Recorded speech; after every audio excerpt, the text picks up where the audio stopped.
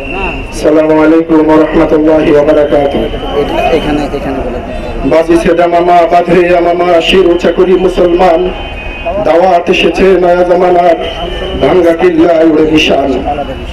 অভয়নগর ইমাম পরিষদের উদ্যোগে আয়োজিত আজকের এই প্রতিবাদ সমাবেশে উপস্থিত অভয়নগর ইমাম পরিষদের সংগ্রামী সভাপতি, উপস্থিত হযরতে উলামায়ে কেরাম, উপস্থিত দিনদার বুদ্ধিজীবী এবং বিভিন্ন স্তরের সম্মানিত মুসলমান ইসলাম প্রিয় তাওহীদি জনতা, আমার প্রাণ প্রিয় ভাই এবং বন্ধুগণ, আপনারা নিশ্চয়ই অবগত হয়েছেন ভারতে প্যারা নবী সাল্লাল্লাহু আলাইহি ওয়াসাল্লামকে নিয়ে হিন্দুদের এক পুরোহিত সে যে কুরুচিপূর্ণ মন্তব্য করেছে, এমন কটূক্তি করেছে যে কটূক্তির কথাটা আমরা মাইকে উচ্চারণ করব এটাও আমাদের জন্য অনেক কষ্টের।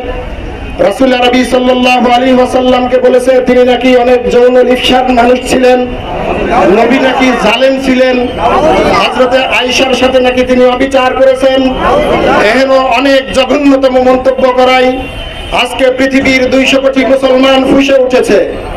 প্রিয় ভাইয়েরা আমার, তারই ধারাবাহিকতায় আজকে আমরাও বাংলাদেশের এই প্রান্ত থেকেও চুপ করে ঘরে বসে থাকতে পারি নাই। শুধুমাত্র তার সেই অধ্যত্বপূর্ণ বক্তব্যের কারণে একজন মুসলমান যখন মামলা করেছে, সেই মামলাকে উপেক্ষা করে 50টির উপরে মামলা হওয়ার পরেও ভারতের সেই নীতিশ রানা বিধায়ক সে যখন তার পক্ষ অবলম্বন করেছে এবং মুসলমানদের মসজিদে ঢুকে মুসলমানদেরকে হত্যা করবার দুঃসাহস এবং হুমকি প্রদান করেছে। প্রিয় ভাইয়েরা আমার, এখনো কর্মকাণ্ডের কারণে এই ইন্ডিয়াকে সতর্ক করে বলে দিতে চাই, মুসলমান এই ভারতবর্ষে ভেসে আসে নাই।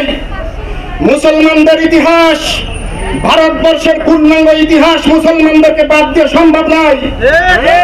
মোহাম্মদ বিন ঘুরির এই ভারতবর্ষ, কাসেম নানুতুবির ভারতবর্ষ, হুসাইন আহমদ মাদানির ভারতবর্ষ, এই ভারতবর্ষ মোহাম্মদ বিন কাসিমের ভারতবর্ষ, যেই ভারতবর্ষে সবে মাত্র 100 বছর আগে 1921 সালেও যে রঙ্গিলা রসুল নামের নবীজিকে অপমান করে বই লিখেছিল, সেই বইয়ের রচয়িতাকে সামান্য একজন মুসলমান দর্জি, কিন্তু সে মর্দে মুজাহিদ, মুসলমানদের সিফা সালার ইলমুদ্দিন তার প্রাপ্য বুঝিয়ে দিয়ে দুনিয়ার থেকে মিটিয়ে দিয়েছিলেন।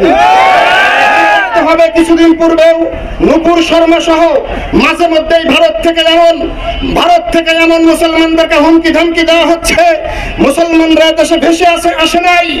সাবধান হয়ে যাও, আমার নবীকে নিয়ে কটূক্তি করবে, আরামসে দিল্লির মসনদে বসে থাকবে, হতে দেব না, হতে দেব না।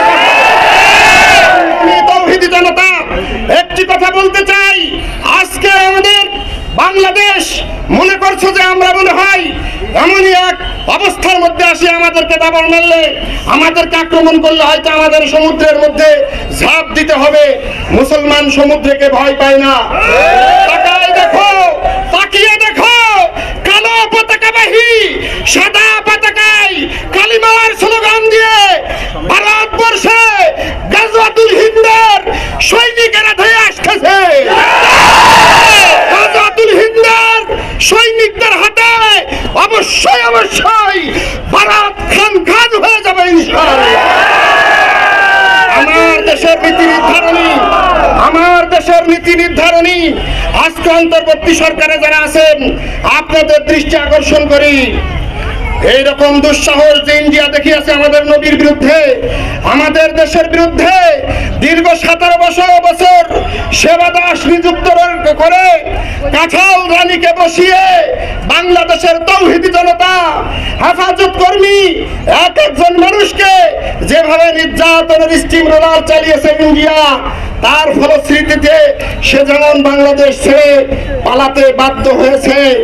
আপনাদেরকে বলতে চাই, ইলিশ রপ্তানি বন্ধ করুন, ইন্ডিয়ার সাথে প্রেম প্রীত বাদ দেন, করিডোর দিয়া বন্ধ করে দেন, কূটনীতিককে আহ্বান করেন, তাকে ডেকে কেন এমন হয় কৈফিয়ত তলব করেন, অন্যথায় ফুঁসে উঠবে বাংলাদেশের 18 কোটি মুসলিম জনতা।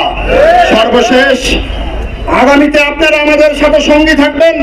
যে কোনো ইসলাম বিদ্বেষী এই শক্তির শক্তির আক্রমণকে প্রতিহত করে ইনশাআল্লাহ আমরা রাজপথে আছি, আপনারা আমাদের সাথে সঙ্গী হবেন।